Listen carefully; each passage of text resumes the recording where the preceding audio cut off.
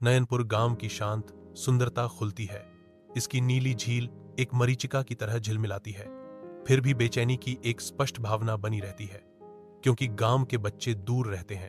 Arab माथे पर बल डालते हुए सवाल करता है, मीरा, क्या तुमने ध्यान दिया है कि कैसे हर कोई झील से बचता है? मीरा दृढ़ संकल्प के साथ जवाब देती है, हाँ आरव, कोई कारण तो जरूर होगा। चलो इस रहस्य को सुलझाते हैं।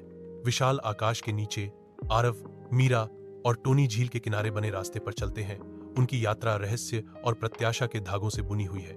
किनारे पर फंसी एक टूटी नाव भूले हुए यात्राओं की कहानियां सुनाती है। एक अधूरा नक्शा अनकही दौलत का संकेत देता है, जो अज्ञात की रोमांचक खोज को बढ़ाता है। एक गुप्त गुफा अनकहे रहस्यों के वादे के साथ इशारा करती है। इसका प्रवेश द्वार छाया और फुसफुसाहटों में डूबा हुआ है।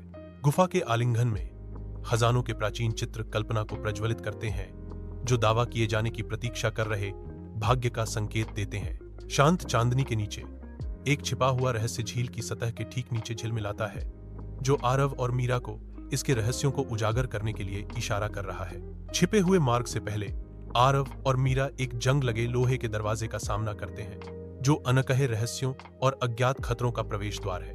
एक अंतिम दृढ़ प्रयास के साथ जंग लगा दरवाजा खुल जाता है, जो एक अंधेरी बुलाती हुई सुरंग को उजागर करता है, जो प्रकाश को निगल जाता है और छिपे हुए क्षेत्रों का संकेत देता है। सुरंग के भीतर वे एक छोटे से कमरे में प्रवेश करते हैं, जहां पुरानी किताबें, सिक्के और रहस्यमय उपकरण रहस्यमयी ढंग से रखे हुए हैं। एक किताब में यह लिखा है कि यह एक वैज्ञानिक की प्रयोगशाला है, जिसने गांव को बिजली देने की कोशिश की थी।